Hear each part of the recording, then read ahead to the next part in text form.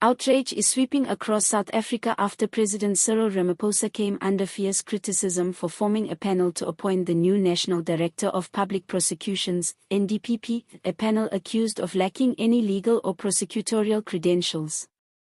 Many are asking, how can a panel with no experience in criminal justice pick someone to lead the country's prosecuting authority? The backlash is intense, and everyone wants to know what comes next. Political analysts, civil society groups, and opposition parties have not held back. The Democratic Alliance, DA, among others, has called out Ramaphosa for selecting laypersons and experts in governance, human rights, and auditing, but none with prosecutorial or criminal law experience, to vet candidates for the top prosecuting position. Critics argue that such a panel is ill-equipped to assess the practical, technical, and constitutional demands of running the National Prosecuting Authority, NPA. The timing also stings. For months, the NPA has been under intense scrutiny, with repeated claims of dysfunction, leadership vacuum, and institutional decay. Many observers believe the next appointment must be credible, defensible, and rooted in strong legal and ethical grounding. Instead, this new selection process is being viewed as a misstep, or worse, a deliberate weakening.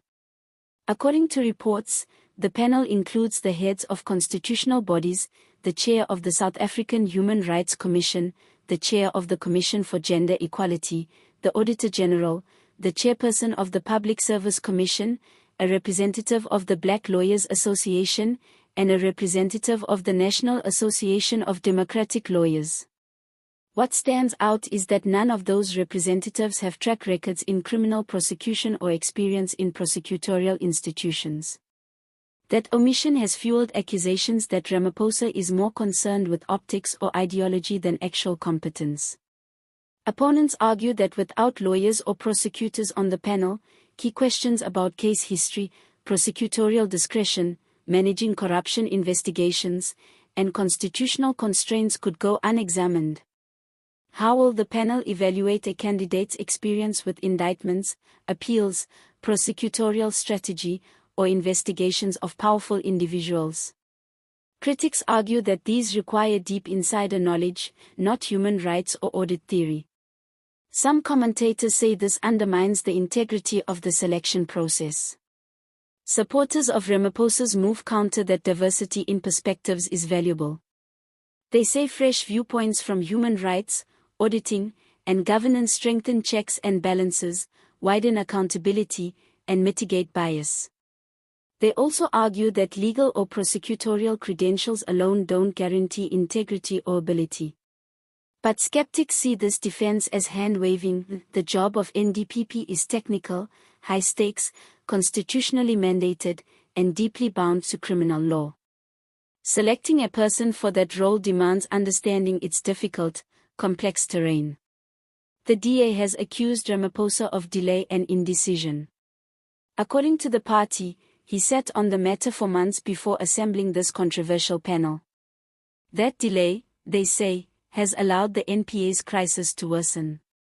The party argues that the selection should have involved judges, prosecutors, or senior legal practitioners. Now they see the president choosing a panel that, in their words, signals low ambition for reform. Already, grassroots civil society and legal commentators are questioning whether any appointment from this process will survive courtroom scrutiny or public trust. Will the chosen candidate be seen as legitimate, or will their appointment be challenged? Could opponents take the process to court, arguing that the panel was unlawfully constituted?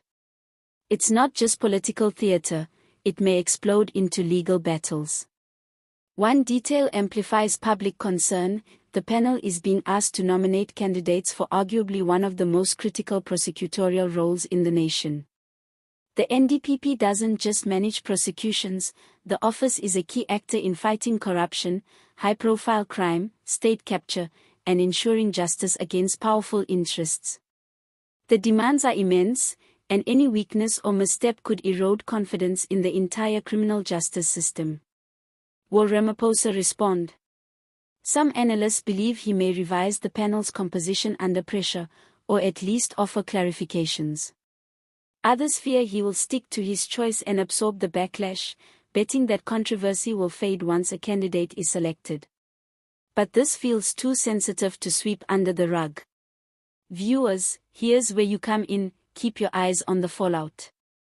Watch whether opposition parties launch court challenges, whether legal bodies weigh in, whether civil society protests, or whether Ramaphosa gives in to demands for reconstitution.